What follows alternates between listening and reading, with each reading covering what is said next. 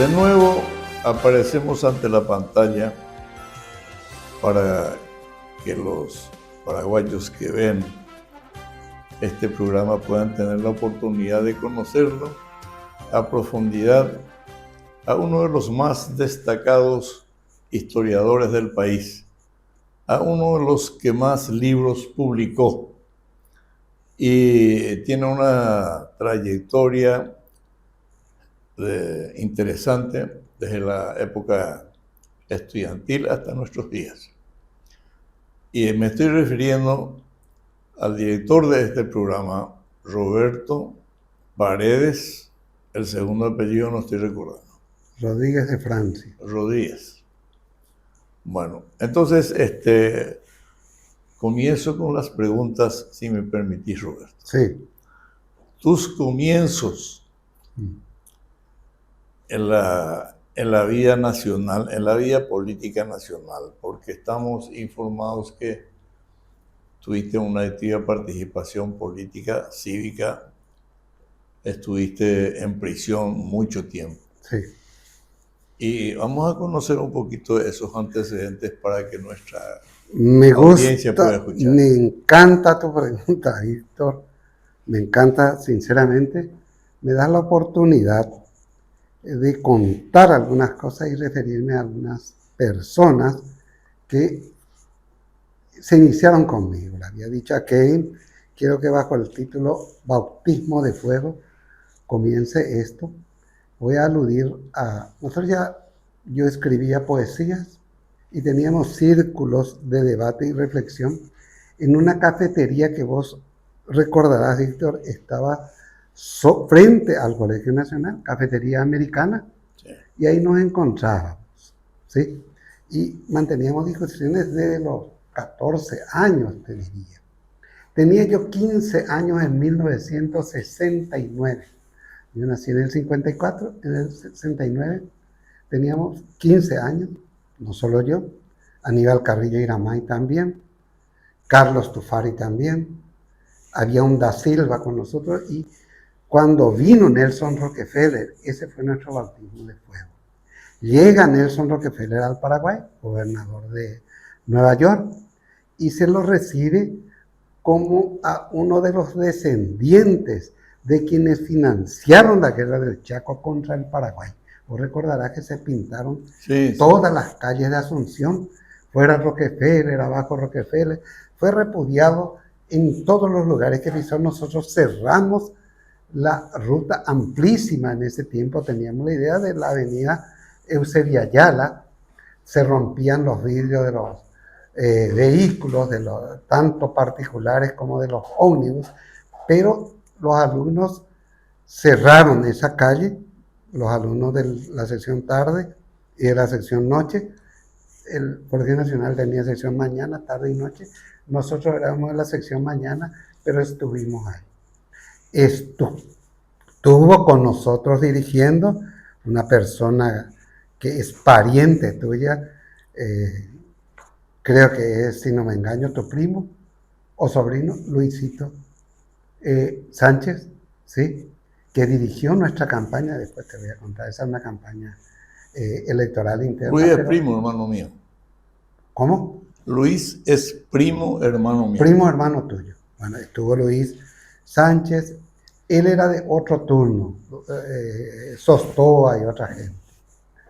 Y en esa oportunidad hablaron dos personas, una de ellas que actualmente hasta hoy vive en Inglaterra, Juan Carlos Hergen, hermano de Pablo Hergen, y hermano mayor, y el actual senador Ignacio Iramay. Fueron dos oradores, fueron ellos detenidos, llevados presos.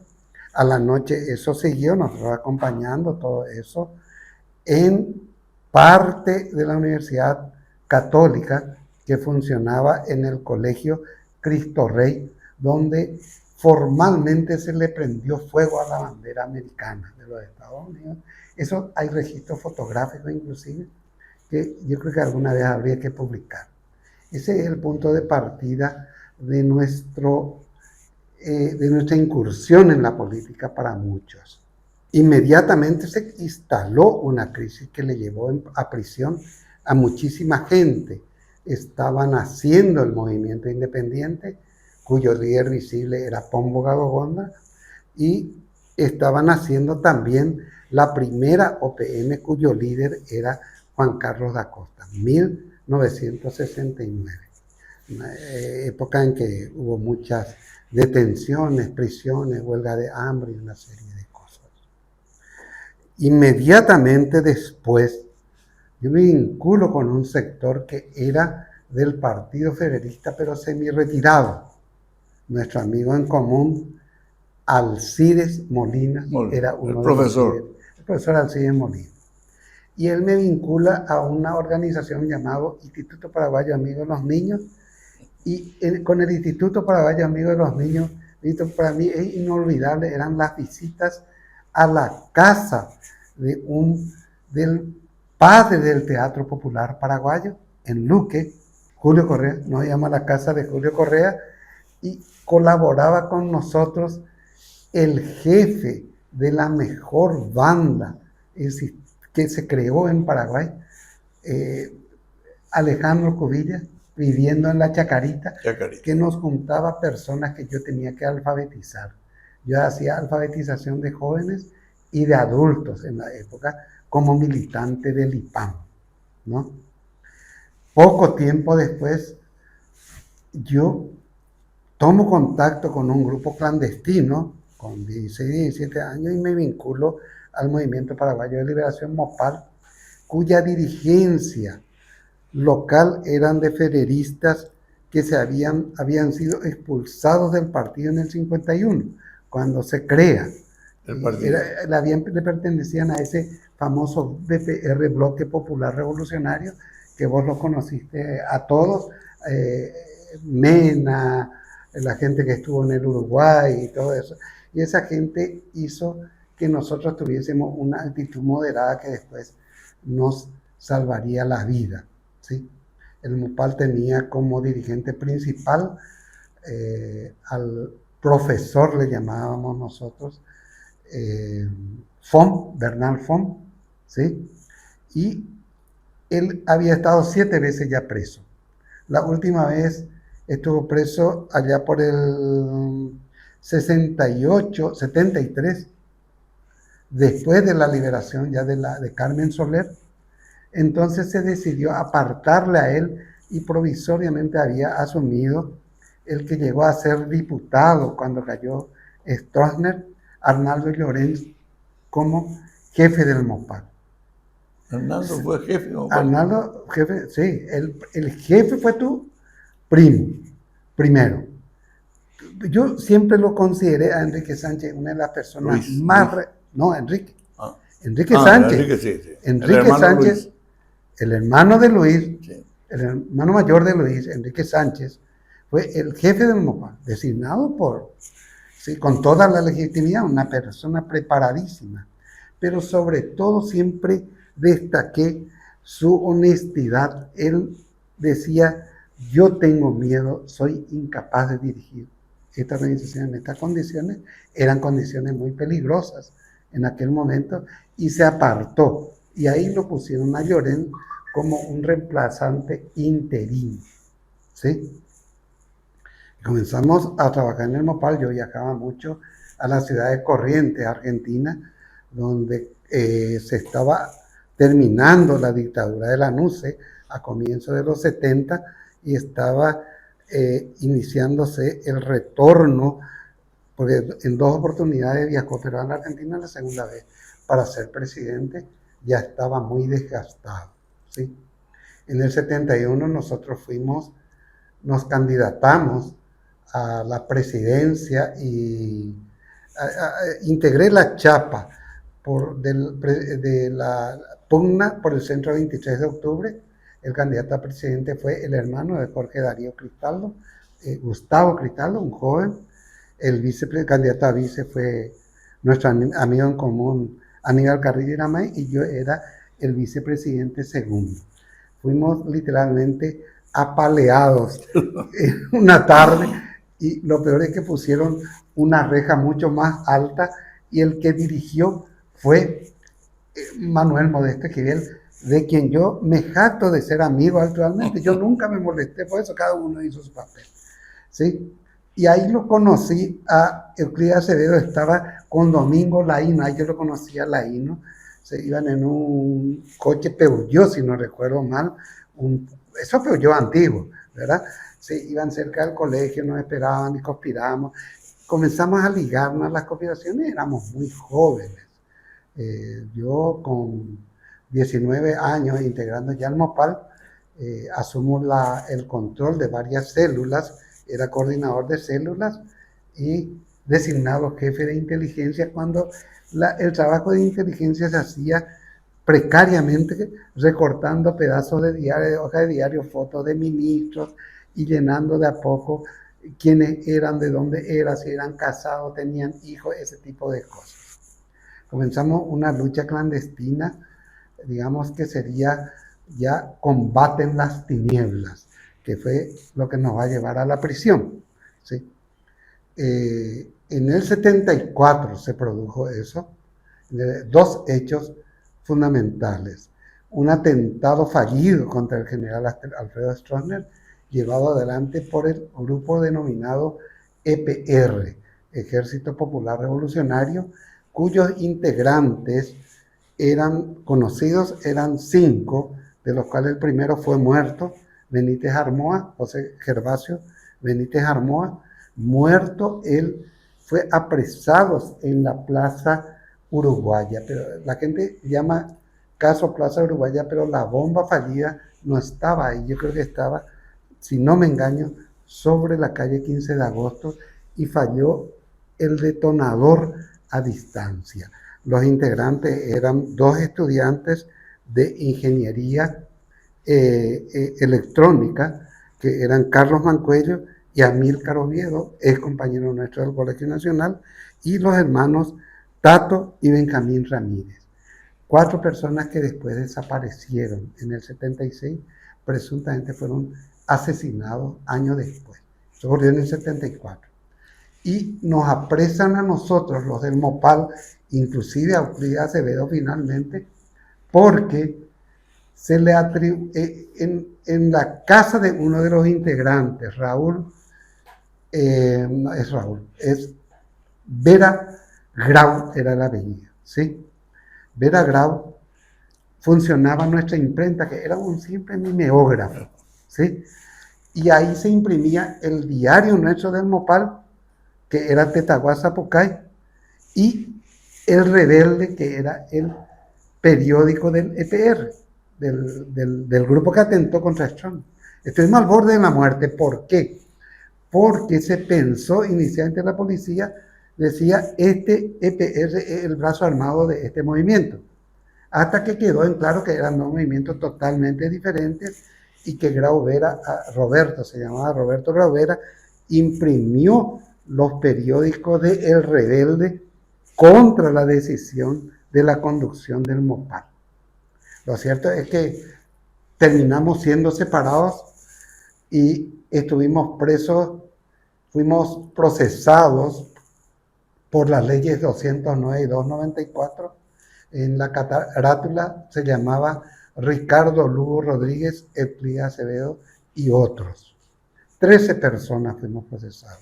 12 varones y la esposa de Grauvera, Agripina Portillo, una mujer.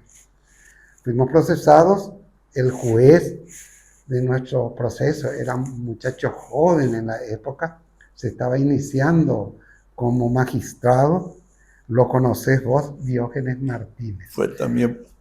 Fue cuando yo fui procesado. También fue tu También juez. fue mi juez. Bueno, y después fue mi compañero en el Senado. Las cosas de la vida. Las cosas de la vida. Yo recuerdo que se asustó, pues tenía un bolígrafo y mi abogado era Toto Báez Samaniego. Nunca lo había visto, nunca se fue a verlo, ¿no? Entonces yo le conozco a Toto ahí en el viejo... Tribunal I. En el Tribunal I. Benjamín Costanía ¿no? Lloras. Llego yo al Tribunal I y me recibe Toto y me dice, che Roberto, lo único que tenés que hacer es lo siguiente. Cuando te refieras al juez, llamarle su excelencia o su señoría. Era lo único que yo sabía. Entonces yo entro, ¿verdad? Me saluda el juez. Buenas tardes, buenas tardes, su señoría, le digo yo. Entonces yo me siento. Tome asiento, por favor, me dice, y me asiento. Me siento. Él se sienta y estaba con un bolígrafo en la mano y le dice, ¿cómo usted se declara ideológicamente? Socialista, le digo yo, en paz se le cae el bolígrafo a Diógenes Martínez. Un día le recordé y él se puso así medio pálido pensando yo iba a utilizarse en contra, pero cada uno jugó su papel y a mí no me molestaba. Es más, yo le aclaré eso a Diógenes Martínez, con quien también me jacta, así como te dije de lo de Esquivel, me hice amigo yo de él. Es más, participamos de varias conspiraciones juntos, posteriormente, en la época en que fue presidente González Maki. O sea, cada uno hacía su papel. Lo cierto es que fuimos procesados ahí y condenados a 3 años. Nosotros estuvimos primero en investigaciones alrededor de 3 meses, todo el mes de diciembre, enero y febrero. En febrero fuimos desalojados porque se dio el famoso caso donde se le detuvo a la gente de San Pedro y se le hirió al país Braulio Maciel, ¿no? Entonces esa gente llenó investigaciones y los demás fuimos trasladados a comisarías policiales. Recuerdo que Euclides Acevedo fue trasladado, por ejemplo, a la comisaría tercera, Llorén fue a la primera con nuestro dirigente obrero Oviedo, ¿sí? Odón Oviedo, y nosotros, un grupo más grande, fuimos a la comisaría séptima. Yo estuve alojado en el calabozo donde estuvo y ocupó, y desde ahí se fugó el doctor Goiburu, 2 años antes, ¿no? Yo, me entró no sé, era un momento en que uno sentía mucho, había muchas cosas fuertes ahí. Entonces me explicaron cómo Goiburu se paseaba por los calabozos, cuál fue el plan de fuga, cómo salieron, todo ese tipo de cosas. En ese lugar estuvimos casi 1 año, y cuando se decidió que se iba a utilizar las leyes 209 y 294, se nos trasladó a Tacumbo. Roberto, sí. ¿Vos conocés a los autores de la ley 209? A los autores de la ley 209 no les conozco. Es más, yo creo que vos sabrás quiénes fueron, ¿no? Fue ministro de Relaciones Exteriores. Iba a ir como decano en la Facultad Católica y los alumnos no le recibieron. ¿En serio? Pues, ¿se puede saber el nombre o no? Sí, dentro de un rato. Bueno, perfecto. Lo cierto es que se aplican esas leyes contra nosotros. Ambas eran leyes que por primera vez se iban a aplicar, una de ellas, por la otra ya existía, que fue por la que se le había procesado a Maidana, al Corte y Rojas, cuando estaban en la cárcel. Una cosa notable, se llamaba la ley 204, la ley de defensa de la democracia. Correcto, defensa de la democracia. Y la otra ya era más específica contra la difusión de ideas comunistas, ¿verdad? Se aplicó esa ley y el que dio la sentencia fue un famoso juez que no fue Diógenes, Rojas Villa. Benigno Rojas Villa. Y de quien yo después me hice amigo. El hijo del teniente coronel Rojas Villa. Correcto. Retirado, buen escritor. Buen escritor. Yo me hice amigo después de ella. Nos condenó a 3 años de prisión. Es, no sé si el esposo, perdón, sí, de la actual ministra de la Corte. Fue su marido, después se separaron. Le conozco la única mujer que en este momento integra la Corte. Carolina Llanes. Carolina Llanes.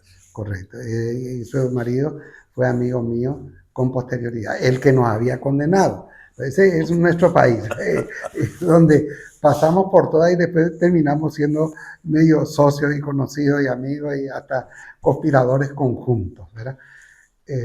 Salimos puntualmente y yo entré un día 9 de diciembre y un día 9 de diciembre estaba saliendo en libertad en el año 1900 1977. O sea, del 74 al 77 estuvimos presos. Bueno, Recuerdo Roberto, que al salir de la prisión, Víctor, nos llevaron a la comisaría, al cuartel central de sí, policía y nos metieron en el calabozo donde estaba la dupla Obando y Ortigosa.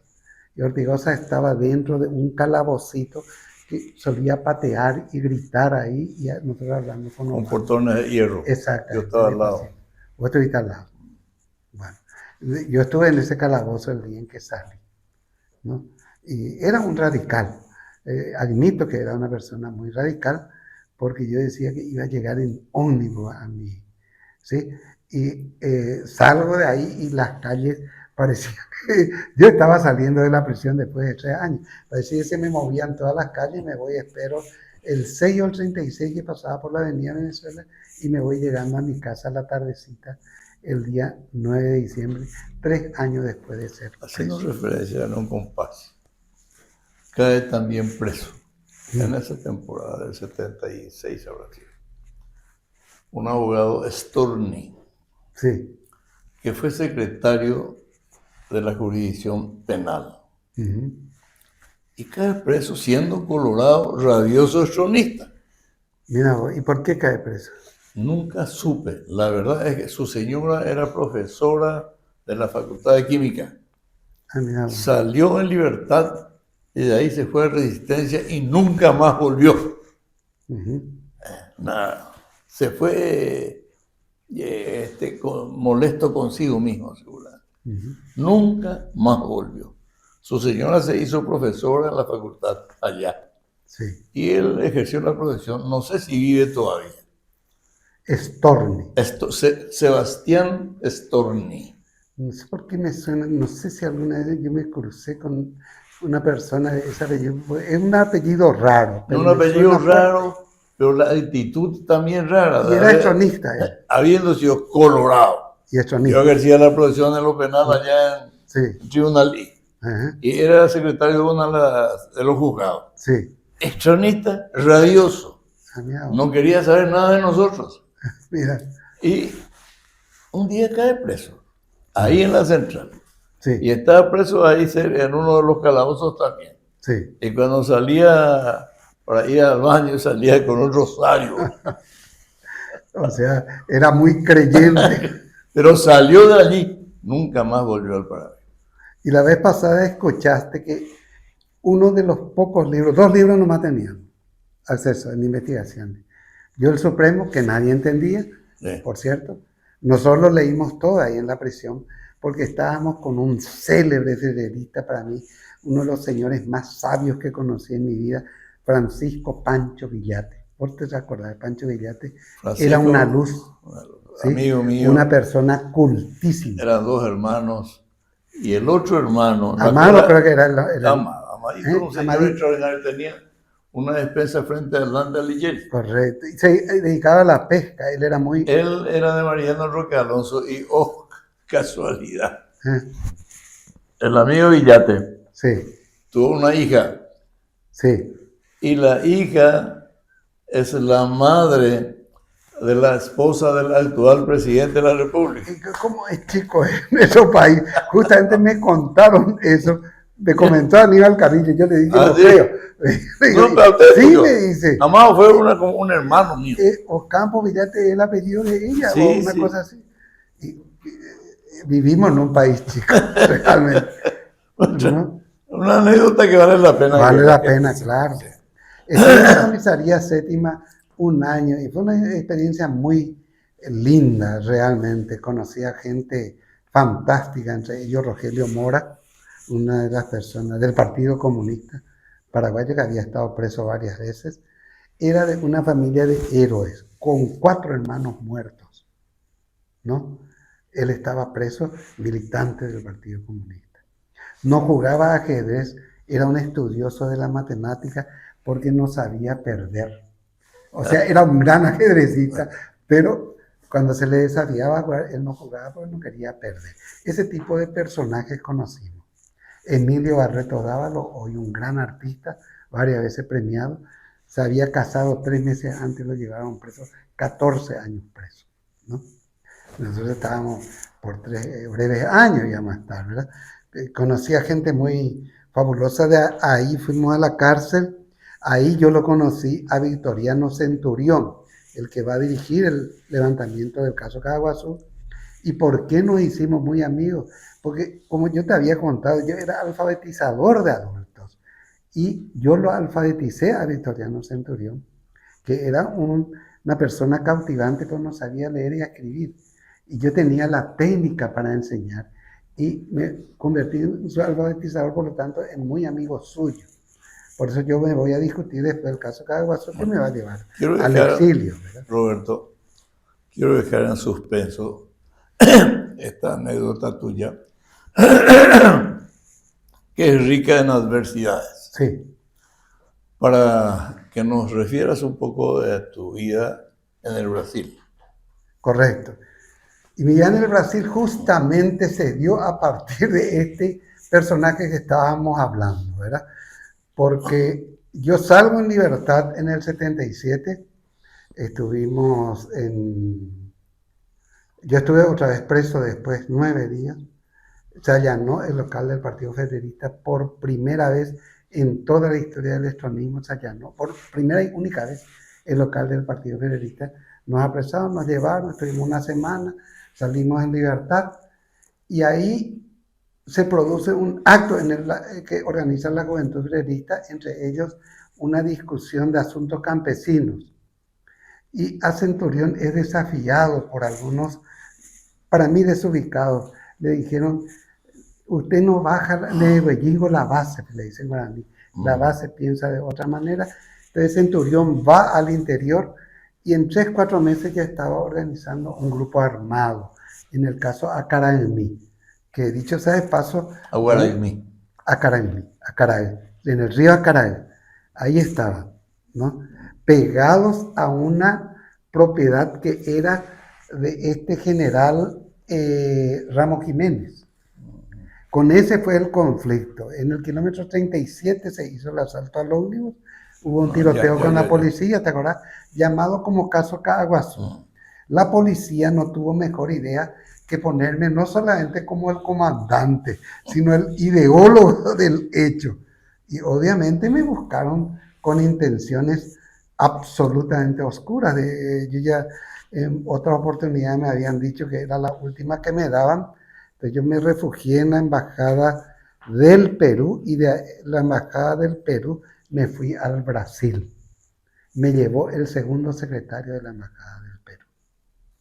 Y estuve en Brasil, un poco antes de que llegue le estaba contando a Kevin que cuando yo fui sacado de urgencia de la ciudad de Curitiba, porque iban muchos paraguayos para verlo al Papa, Juan Pablo II, que vino a Curitiba el 6 de julio. Y ese día 6 de julio yo me crucé, él vino por avión, ¿verdad? Y yo me estaba yendo al aeropuerto, ¿no? Me voy y me instalo en Brasil, tuve una experiencia, bastantes experiencias muy lindas, que yo creo que darían, yo quise escribir un libro sobre esa historia llamada Sampa por San Paulo, porque conocí cosas fantásticas. Había un grupo, se había formado el PT, cuando eso era fácil hablar con Lula. Yo le presenté a Lula a muchos paraguayos que se fueron. En la época, pues Lula era un ser humano común y corriente, un dirigente sindical, que estaba formando apenas un partido, ¿sí? Y había un comité que trabajaba para los extranjeros. Y se propone ahí sacar un comunicado y todo eso, y vos sabés cómo funciona la izquierda en todo el mundo, ¿verdad? Se dan vueltas y vueltas para escribir un panfleto. Mientras estaba hablando del tema, yo ya estaba escribiendo el panfleto, Víctor.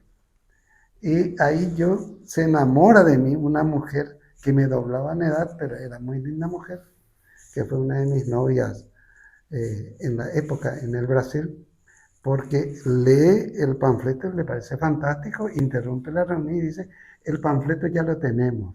Sí, podemos leer, y lee ella en portugués, hace la traducción inmediata. Ella venía de la UNAM, estuvo exiliada, pero eso es fantástico. que sea ese el panfleto. Pues, ¿cuál es la sorpresa que yo llevo? Dice, ¿cuánto vamos a imprimir este panfleto? Y la propuesta primera fue 1.000.000 de ejemplares. Nosotros aquí repartíamos 500 volantes y ya era muchísimo. Y ahí era 1.000.000. Y sale otra y dice, no, tenemos que mandar también a tal ciudad, a Río de Janeiro, a Minas Gerais, y no sé qué, 3.000, 4.000.000. Yo no sabía si existía, volaba. Ahí yo comienzo a ahondar el tema de la escritura. De hecho, yo escribía poemas antes, pero ahí comenzó a mezclarse. Fue una experiencia bastante dura, viví clandestinamente mucho tiempo, porque no tenía documentos, y tengo que admitir, y con mucho respeto, que un policía civil me ayudó muchísimo, ¿no? Lo que es que terminé ofreciéndole plata, y me dijo, no me ofendas, pues te meto preso. Momentos difíciles, Víctor. Mi ex esposa estaba embarazada de mi segundo hijo, yo sin trabajo, haciendo fotocopias de diario que enviaba a Europa. Entre mis compradores había gente exiliada en Inglaterra, en Francia, en Suecia, y me pagaban, creo que, si no recuerdo, eran $10 por suscriptor, y tenía 90 páginas mis fotocopias del área política, social y económica de cada día. De los 30 días me tenía 90 páginas, y eso enviaban, me mandaban. Yo me bancaba con $200 al mes. Con eso pagaba el alquiler y un poco de comida. No tenía documentos. Y que me saca el documento es un policía civil. Se portó una maravilla. Y ahí comienzo yo a trabajar en la industria farmacéutica como propagandista, visitador médico, le llaman acá, al principio, y en poco tiempo me convertí en gerente de Minas Gerais en términos de ventas. Fue una época bastante, tuvo de todo un poco, ¿verdad? Fuerte y dura también. Yo estaba en el Brasil cuando cayó Stroessner. Volví antes de que caiga Stroessner porque no soportaba más. Yo una cuadra salía y ya hablaba mal de todo el mundo. Entonces, ¡ay de ahí, filho da puta! Era una cosa de locos el tráfico en Brasil. En San Pablo, 7 millones de habitantes. Nuestra población total actual era los habitantes de la ciudad de San Pablo. Hoy tiene 10. Hoy tiene 11 millones de habitantes. Víctor, entonces yo vengo a Paraguay en el 88, diciembre, y me quedo hasta el 89, el 6 de enero. Me reúno todos clandestinamente en la casa de Aníbal Carrillo, sobre Quinta, Barrio Jara, Barrio Obrero, casado en esa época con esta chica rubia muy bonita, con quien tuvo 2 hijas. Aníbal era un tipo que tenía cambiado de pareja como de ropa más o menos. De mí se dijo eso, pero es mentira, ¿verdad? Pero en el caso de él era más o menos así. Y tuve varias reuniones clandestinas y no clandestinas, y en todas, Víctor, me dijeron, hay extremismo para rato. ¿Sí? Me hacen la despedida el 6 de enero de 1989. Fíjate vos, estábamos a 20 y pocos días del derrocamiento de Stroessner. ¿Sí? A pocos días del derrocamiento de Stroessner me hacen la despedida. ¿Sí? Me voy yo a San Pablo, y el día 2 de febrero va llegando Emma Duarte, la tía de la que fue jefa de gabinete de Peña, la hija de Graciela Duarte, ¿sí? Y Emma Duarte, la hermana, no la hija. La hija es la que trabajó con Peña, ¿sí? La hermana de Graciela era Emma Duarte, compañera nuestra en la Juventud Paraguaya por los Derechos Humanos y otros grupos que habíamos creado. Y ella, tomamos cerveza esa noche en mi casa, entre varios, y fuimos a dormir con la idea de que había extremismo para rato. ¿Dónde estuviste cuando cayó eso? En San Pablo. En esa casa, mantuvimos esa conversación hasta la 1, me voy a dormir y me despierta Eduardo Bogado Taberman me sacudía porque eran las 9 de la mañana, yo estaba durmiendo todavía, ¿sí? De la bienvenida a las paraguayas que se fueron, ¿verdad? Y con el cuento de que había cayó Stoner, me dice. Yo encendí un cigarrillo y me quemaba ahí para ver si era cierto o no, si yo me fui a dormir con otra idea. Y esa noche tuvimos una fiesta en mi casa. La gente hizo un carnaval, salíamos a bailar por la calle. El Comité de Exiliados Paraguayos de San Pablo, que no era grande ni era chico, pero unas 45, 50 personas participaron de esa fiesta. Y de inmediato yo no renuncio a mi trabajo, pido un permiso y vengo a Paraguay para ver la realidad por la que estaba pasando nuestro país después de caer Stroessner. Era una sociedad que había accedido a una libertad absoluta, sin restricción. Asustador fue eso para mí. Yo estaba eufórico como todo el mundo. Vuelvo al Brasil y planifico mi retorno inmediato. Vine con mi familia y después mi esposa, con quien hasta ahora mantenemos una excelente relación, y nuestros hijos eran muy chicos, no aguantó el ritmo. Esto era una aldea en aquel momento y veníamos de una megápolis. Ella estaba acostumbrada, nació en una megápolis, entonces volvió a San Pablo con las criaturas y yo me quedé en el país de donde me habían privado de vivir casi 10 años, 9 años y poco. Esa fue la época del exilio. Estamos hablando de 2 etapas de tu vida. Ahora falta la tercera. No, hay una etapa interesante ahí que para mí, yo quiero resaltar, Víctor, por lo siguiente. Yo vuelvo después de hablar con amigos de todo tipo, entre los cuales Alan Flores, muy amigo mío hasta hoy, ¿sí? Y la segunda vez que vine, yo bajé del avión y me estaba esperando Víctor Báez Mosqueira, estaban por ir a crear un sindicato, ¿sí? Y fundamos la CUT. Yo participé de la fundación de la CUT, militando yo ya pisé el Paraguay, ¿sí? Y fui asesor de las 2 centrales sindicales. Le asesoré tanto al grupo liderado por Alan Flores, que era la CUT, como a la Central Nacional de Trabajadores, liderada por Eduardo Ojeda en ese momento. ¿Sí? Yo le enseñé a discursear a Eduardo Ojeda y fui asesor de las 2 centrales paraguayas principales, las que organizaron en tiempo de la presidencia de Juan Carlos Bamosi las huelgas generales que recordarás. La primera, sobre todo, del 2 de mayo de 1994, que paralizó prácticamente todo el país. Estuve como asesor sindical, primero. Y en poco tiempo después ya lo había conocido a Fernando Lugo. Pero esa es otra historia. Una historia más ligada a la cuestión política. Ahora vamos a hablar de la etapa de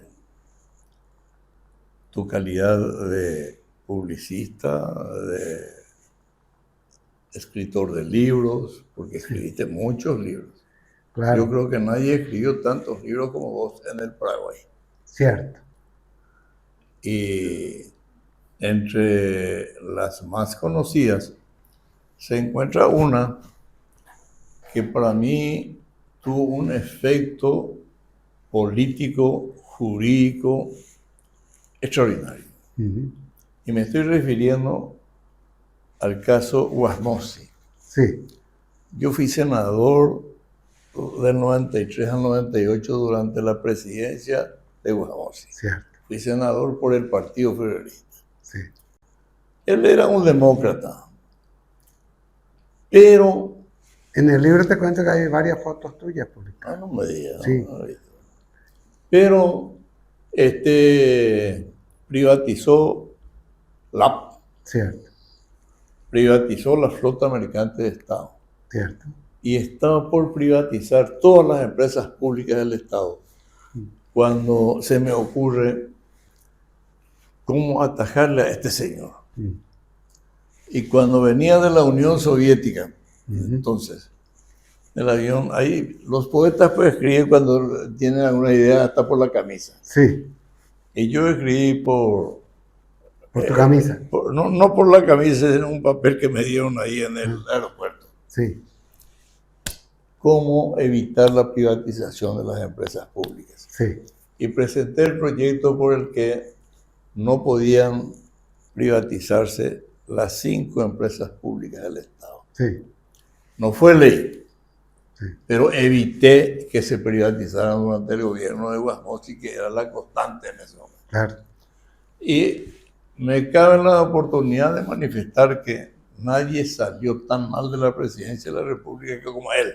Sí, Mis colegas, los de otros partidos políticos, todos, Guasmosi era una figura que nadie quería escuchar de él. correcto.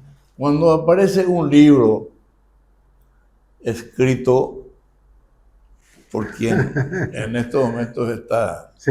En conmigo realidad yo fui este su programa. editor. Lo hicimos juntos. ¿Eh? Lo hicimos juntos porque hay una cosa que me das la oportunidad de precisar, Víctor. Yo no puedo adivinar tu vida.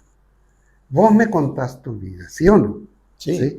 Y yo puedo redactar sobre eso, ¿sí?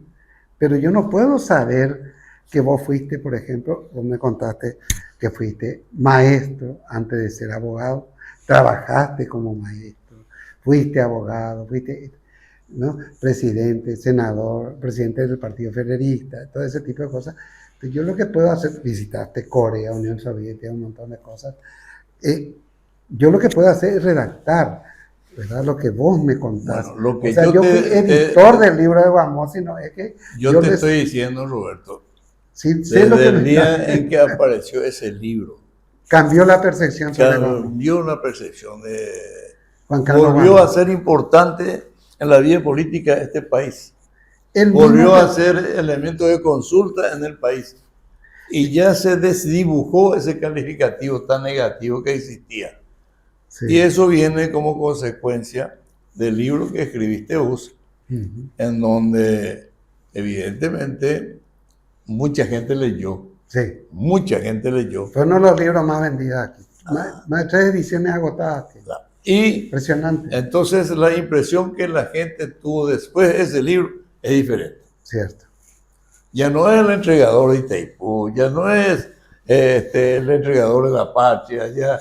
Mira, sabemos otros capítulos positivos de él, porque él dio participación a mucha gente opositora. Sí. En el pacto de gobernabilidad. Correcto. Yo conté que incluso nos pedía sugerencias Sí. de quién podía ser el presidente del Banco Central. Sí, correcto. Sí, cuando yo me permití decirle el doctor Fernando Vera, sí. Y viene él a mi espalda y me hace un toquecito y me dice, no sirve para nada. Recuerdo perfectamente. Pero le hiciste nombrar a un consejero del banco. Le hice nombrar a Luis Alonso. Y le nombró Guasmosi.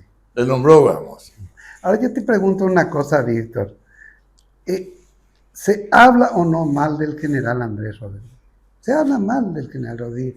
Y somos raros los paraguayos, ¿sí? Somos tan ¿Sabes raros? por qué ¿Sabes? Yo te permití... pregunto esto? Ah. Porque de Guasmosi se habló tan mal. Nunca se habló bien. Nunca. Nunca. Juan Carlos Guasmosi, imagínate lo que hizo Juan Carlos Guasmosi. Presidió el grupo empresarial que participó de la construcción de la mayor hidroeléctrica del mundo, y al paraguayo, ¿qué se le ocurrió? Tirarle tomate a esos ingenieros, buscando es una cosa cómo descalificarlo. Varones. El general Rodríguez haya tenido los antecedentes que haya tenido. Pero ahora se saca nos de hizo, nuevo. Roberto, nos hizo, sí, señor. nos dio la libertad, nos trajo la libertad. Yo de no haber sido ese 2 y 3 de febrero, hubiéramos estado todavía semi en calabozos. Claro. Esa Yo es la verdad. Tengo un profundo respeto por eso que decís, no solo al general Oviedo, a todos los que participaron, al general Rodríguez, al general Oviedo también, al general Regis Romero, a todos los que expusieron su vida en ese momento. ¿Sí? No, ahora, se habla no. mal de todo, eso es lo que te quiero destacar. todos los expresidentes. Sobre Rodríguez se hizo una película donde se le satanizaba. Así mismo. ¿Sí o no? Y con gente increíble. Con gente increíble. A mí me hicieron participar, yo pensé que no iba a salir tal película porque lo hacía una persona que nunca había estado vinculado ni a la historia ni a la producción de documentales, ¿no? Hablaba de modelos y todo eso.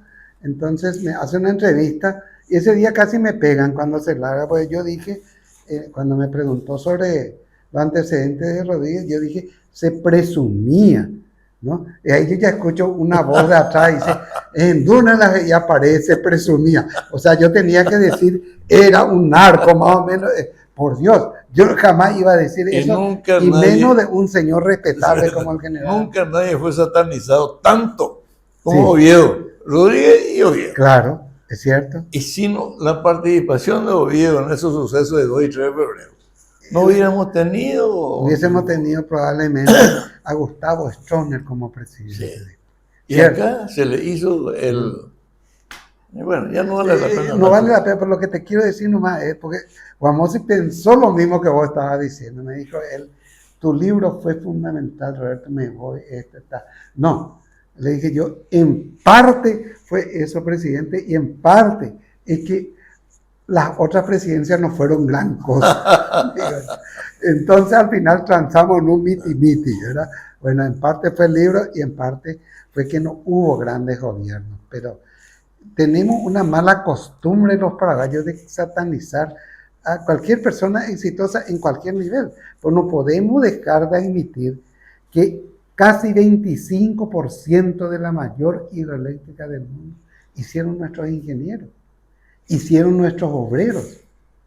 Es un motivo de orgullo para los paraguayos, tendría que ser la construcción de Itaipú. Pero ¿verdad? La gente busca peros. Claro.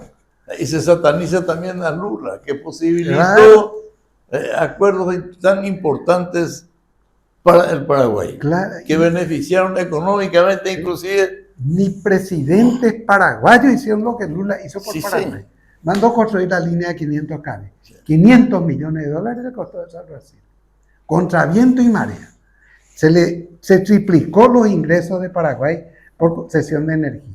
¿Sí? Los 14 puntos presentados por Lugo, Lula le firmó así, prácticamente le respaldó en todos los 14 puntos. Y acá hay paraguayos que le satanizan a Lula. No sé qué les pasa. Víctor. Tenemos que entender también los mensajes.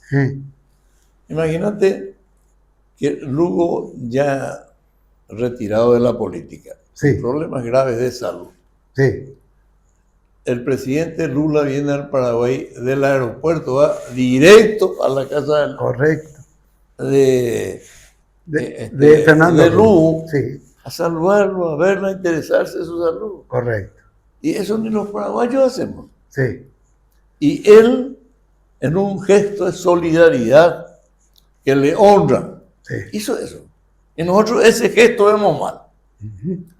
Lula se caracterizó siempre, hay que admitir que para mí, hoy, es probablemente uno de los mejores presidentes de América. Correcto. Él, la mexicana y Petro. Correcto. En Colombia. Los tres. Que hoy trabajan aliadamente y se han aliado por la paz para no convertir a nuestro continente en un espacio de guerra, porque estos estadounidenses no tienen mejor idea que acosarle a un país que más de 60 años está siendo bloqueado. ¿Sí? Eso no amenazando con armas. Sí. O sea, lo único que hacen los Estados Unidos hasta hoy es amenazar. Sí. Y no solamente amenaza, cumple. Cumple a veces. Le llevaron de su casa al presidente Maduro. Sí. Le mataron al presidente iraní. Sí. Podés estar en acuerdo o desacuerdo con ellos, pero no se puede hacer eso. Claro. Es más, mataron a varios jefes iraníes. Lo mataron al ayatolá, al jefe de la Guardia Republicana, al jefe de las negociaciones internacionales. Estamos mundo de chiflados. De Eso chiflados. nunca, eso huye a todo tipo de código. El código de guerra, Víctor, vos sabés bien, es que a los jefes no se los mata. Nunca. Nunca. Y estos violaron todo. Este presidente actual violó No, este todo tipo de código. es un loco. Es un loco. Y no solamente es un loco, sino es un perjuicio para el mundo. Lo peor es que ahora está semi de rodillas pidiendo un arreglo sobre Con Irán. Con Irán. Pero Y vos no- querías que te hable más. Yo tengo 47 libros publicados. Además de haber editado el libro de Guasmosi, que yo considero que lo hicimos juntos. Él me dio todos los elementos, escribió y corrigió todo lo que, de acuerdo a su criterio, se hizo. Fue un libro súper exitoso. Ahora se está reeditando La Izquierda en los años 70, que yo en la época, hace más de 25 años cuando publiqué, le llamé Dialéctica de la Guerra Sucia, ¿sí? Para esconder un poco que era la izquierda de los años 70, porque hay un Izquierdismo bárbaro instalado, pero yo dije, no se borra eso, no hay el comunista. Eso siempre se dijo, de hecho, en Paraguay, ¿verdad? Entonces dije yo, voy a escribir con un título nuevo, la historia de la izquierda en los años 70, está saliendo en estos días, por Ediciones de La Paz, ¿no?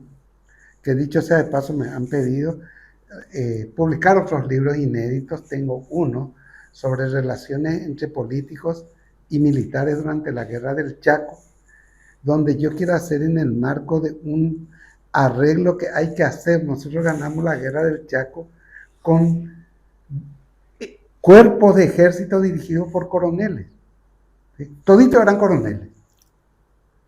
Eso huye a toda doctrina y a todo desempeño histórico. El hoy llamado general Rafael Franco tendría que ser general de ejército. Rafael Franco, o sea, hay general de brigada, de división y de ejército.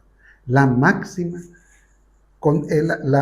jerarquía tendría que tener tanto Franco como los demás conductores de los 3 cuerpos de ejército que llegamos a tener, ¿no? Mucha gente dice, y la vez pasada estábamos hablando de eso, que el Paraguay no estaba indefenso. Y era relativo eso. Pues yo estoy escribiendo justo una biografía, y sabéis que el primer teniente de aviación, teniente segundo de aviación que tuvimos, el que salió de la Academia Militar, fue el papá de Enrique Díaz Benza. Y con el grado de teniente segundo, en 1929, le nombraron comandante de la Fuerza Aérea. Imagínate, ¿cómo que no estábamos indefensos? Espera un momentito. Si los bolivianos vinieron con 9 cuerpos de ejército, nosotros no teníamos ejército. La primera división se crea en el Chaco y el que lo dirige es José Félix Garriguilla, teniente coronel. Y se insiste en que no hubo indefensión. Es cierto que hay grandes méritos detrás de las cañoneras y compra de armamento que se hizo desde que gobernó Eligio Ayala el país. Pero también es cierto que cuando llegamos al 32, las fuerzas bolivianas eran muy superiores a las fuerzas paraguayas, ¿no? Nosotros tuvimos... Que era lo que le hacía enojar a Franco. El enojo de Franco. Comenzó la guerra con Franco en el exilio. Sí. Y lo primero que pidió Estigarribia, ¿verdad? Cuando se va, él se va allá a decirle, ¿qué querés de premio? Después de lo de Boquerón fue, le quiero a Franco acá en el Chaco. Él pidió por Franco. Y Franco fue traído de Buenos Aires, donde estaba exiliado. Imagínate vos lo que es la desgracia de este país. Te dan ganas de reivindicarle a Roabasto, que decía, es como si la desgracia se hubiese enamorado del Paraguay. Nuestros mejores hombres estaban afuera. Pues. Franco es considerado el segundo hombre en importancia en la guerra del Chaco por todos los militares hasta hoy día. Todos los jefes militares lo consideran. Era respetado y querido por todos los excombatientes de la guerra del Chaco. Sí, Yo recuerdo que cuando fui presidente del Partido Federalista, frente al local venía un señor ya de edad, todos los días. Y ahí estaba un retrato enorme de Franco. Y venía en el portón, miraba el retrato de Franco y se le caía lágrimas. Se le caían lágrimas. Sí. Y los excombatientes, yo diría el 99% eran franquistas. Claro, hombre de una integridad tal que el propio Stroessner le pidió hablar. Sí. ¿Sí? Lo que era Stroessner. Lo que era Stroessner. Ah. Y la primera vez falló en el horario Stroessner y Franco salió del palacio. Sí. Y se fue por la Chacarita porque sabía que le iba a buscar con un montón de vehículos que lo buscaban por el centro. Y se fue por la Chacarita. La segunda vez sí se entrevistó con Stroessner y Stroessner le hizo una oferta, le vamos a reponer su cargo, esto, aquello, pagar su salario, su correspondiente. Y Franco aceptó con una condición, con la condición de que todos los excombatientes reciban igual beneficio. En esas condiciones, esa integridad, pocos paraguayos tuvieron. Y Franco fue uno de ellos. Pocos paraguayos. Y lo mismo que hasta hoy. Yo estuve en un programa en las 970, cuando estaba Vargas Peña dirigiendo el programa, yo formaba parte de su equipo. Y se iba Tucho Vargas Peña. Richard Kemp. Y cuando hice referencia a la traída de los restos del mariscal López de Cerro Corá, sí, por orden del coronel Rafael Franco. Correcto. Esos no son los restos, me dicen. Y le digo yo, aunque fuesen restos de un soldado, claro, el simbolismo que significa, eso es lo que hay que respetar. Claro. Y me parece bien lo que decís, Víctor, porque es una disparatada ver si es esto o no es esto. Hay gente que se pone a discutir lo que es una soberana tontería. Lo importante es que los restos de Francia, sean o no los restos de Francia, están en el panteón de los héroes. Los restos de López también. Y para que Ken y otros puedan saber, nadie hoy, aunque haga ADN, pueden saber si los restos que están allí son realmente de los héroes. ¿Por qué? Una vez entraron ladrones y hicieron un desastre ahí entre los nichos. Sí. Y fueron todos entreverados. Entonces nadie sabe ya a quién le pertenece. Sí. Claro. Y son hechos que pertenecen también a la paraguayidad. Sí. A mí siempre me impresiona la historia de Franco porque yo creo que Franco en 1 año y 6 meses hizo más que cualquier otro presidente de la República, de antes y de después, hasta el día de hoy. Sí, señor. Lo que hizo Franco, nadie hizo en el país. Nadie. Inició un proceso de transformación que lastimosamente se cerró porque él se negó a corregirle a los que se levantaron contra él, cosa que podía haberlo hecho con una sola orden, porque tenía el apoyo mayoritario popular, de combatientes y de todo el pueblo. Sí.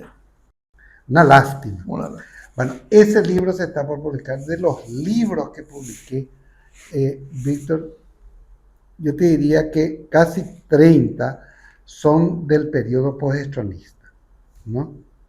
Hice una trilogía sobre la transición, hice 25 años de democracia, 36 años de política en Paraguay, el último, llegando ya a nuestros días. Sobre el periodo Lugo escribí casi 9 libros, o sea que yo estuve profundamente comprometido con esa candidatura y ese proceso, ¿verdad? Y lo cierto es que y escribí después libros de historia que fueron más atrás, desde la Guerra del Chaco hasta ahora, ¿verdad? Yo presenté un paper ante una universidad y estuve en Chile presentando esa tesis sobre la relación entre militares y civiles durante la Guerra del Chaco, una cosa asombrosa, nomás te cuento de eso. Se hizo la transmisión de mando en plena guerra. La guerra comenzó en junio y en agosto tenía que asumir Eusebio Ayala. Entonces le dicen a José Patricio Guyardi, ya llegana la asunción de mando. Le dice, seguí vos como presidente, estamos en guerra. No, dice José P. Goyari. Él ganó las elecciones y él va a asumir como presidente. Imagínate vos, esos son hechos inéditos. Inédito. Fíjate No, que vale la pena que se sepa. Zelensky está manteniéndose en el poder casi 2 años después de que haya vencido su mandato. Y en plena guerra, acá en el Paraguay, se hace un traspaso de mando presidencial con toda la de la ley en plena guerra. Es fantástica. Hay muchas cosas que acá tienen que ser resaltadas, como el hecho de que habiendo sido un país tan poderoso antes de la guerra del 70, Sí. hayan existido paraguayos que vinieron contra nuestros hermanos paraguayos, contra sus hermanos paraguayos, Sí. como legionarios. Cierto. Cosa vergonzosa. No hace falta ni prácticamente decir imposible. ¿Cómo se va a formar una legión? O sea, una división militar de paraguayos para venir contra la República del Paraguay. Una cosa. José II de Q vino como teniente al servicio de Bartolomé Mitre. Sí. El autor intelectual de la Carta Orgánica del Partido Colorado. Correcto. Y de la Declaración de Principios del Partido Colorado. Correcto. Una obra política literaria extraordinaria. Sí. Y se suicidó después, dejando una carta a su esposa Amelia, sí, donde explica las razones que le llevaron al suicidio. Sí. Dice que no pudo soportar la corrupción imperante en el partido que él fundó. Sí. Imagínate vos. No pudo soportar la corrupción imperante en el partido que él fundó. Él fundó. Y se saca la vida por eso. Y hay cosas que no sé. Hay cosas terribles. Otro libro que tengo totalmente terminado y no publicado, Víctor, es la historia, las constituciones del Paraguay, el contexto histórico en que se hizo cada una de las constituciones. Porque hay una constitución que, desde mi punto de vista, tiene que ser denunciada, como dicen ustedes los juristas. O sea, tiene que ser repudiado, para decirlo en términos más concretos, que es la Constitución del 70, que se hizo bajo ocupación del país por 3 ejércitos extranjeros. Sí. Es imposible no rechazar esa Constitución. Sin embargo, hay personas que toman la Constitución del 70 como un ejemplo de civismo y de una Constitución que estableció el republicanismo en el Paraguay. Claro. ¿Y cómo vas a establecer? Y no está mal lo que dicen, pero la verdad socioeconómica, sí, poca gente conoce de historia. Yo te tengo mucho aprecio por eso. En particular, Víctor conoce como vos la historia del Paraguay. Y vos sabés bien que nosotros teníamos 400.000 habitantes, sí, de los cuales el 90% eran mujeres. Y se hablaba de libre iniciativa y se hablaba de libre competencia, cuando que toda nuestra producción era prácticamente preparar naco y ese tipo de cosas. Era imposible, o sea, en ese momento se produjo un divorcio completo entre la ley y la realidad. Porque el reglamento de 1813 de Rodríguez de Francia se ajustaba directamente a la realidad, ¿sí o no? Así y la Carta Política de 1844 de Carlos Antonio López también, ¿no? Y mantuvimos... con esa Constitución... Ahí se rompe. Se hicieron, la del 44, se hicieron las más grandes obras del país. Sí, correcto. Con esa Constitución se modernizó el Paraguay. Y no solamente se modernizó, emergió como el país más pujante de toda América, de todo el continente sudamericano. ¿Sí? Y bueno, Roberto, creo que ha sido realmente extraordinario este trabajo que hicimos. Y ahora la gente va a conocer a Roberto Paredes en sus distintos aspectos de su vida, porque hay uno que no tocamos, pero ya vamos a dejar para otra oportunidad. Sí. La intervención de Roberto Paredes en el gobierno de Lugo, que se caracterizó, porque hasta hoy hay personas que le cuestionan a Lugo porque tuvo hijos, o porque, Sí. porque tiene barba, pero se olvidan de que la salud pública en la época de Lugo fue la mejor época Correcto. para la gente humilde. Cierto. Que necesitaba una salud. 100% real lo que decía. Primero. Segundo, se dejó libertad de acción, hubo libertad total para todos. Claro. No hubo ningún apresamiento por cuestiones ideológicas o políticas. Cierto. Y tercero, se alcanzó niveles nunca alcanzados para la participación paraguaya y para beneficio del Paraguay en el tema del relacionamiento con el Brasil en las negociaciones. Correctísimo. Hasta hoy no podemos salir de un aprieto que Lugo resolvió, como se dice en términos vulgares, a lo mejor groseramente, en 3 patadas. Sí. Esa es la verdad. Y te agrego una virtud del gobierno Lugo que poca gente conoce. Las puertas de Mburuguicharoga se abrieron para el pueblo. Vos le podés preguntar a Belarmino Balbuena, cualquier dirigente popular entraba y tenía una cama para quedarse a dormir. Eso no sabía. ¿No sabías? No Entraban los dirigentes populares. Antes, pues, el Mburuguicharoga era solo de acceso para los multimillonarios, ¿cierto? Podían visitar ahí los dueños de fábricas. En tiempos de Lugo, dirigentes campesinos entraban y dormían ahí. Y luego le pedía a los militares que consigan colchonetas si faltaban camas, bueno, para que duerman. Es que esto es solidario. ¿Qué es lo que la gente no entiende? Sí. Los hombres de la derecha sí. No pueden abrir su mente a la solidaridad humana. Exactamente.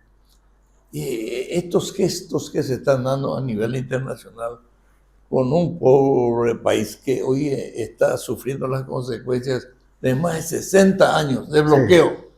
No entiende la gente. No entiende. Así mismo. No entiende la gente. Ahora, este gesto político entre el presidente Lula, sí.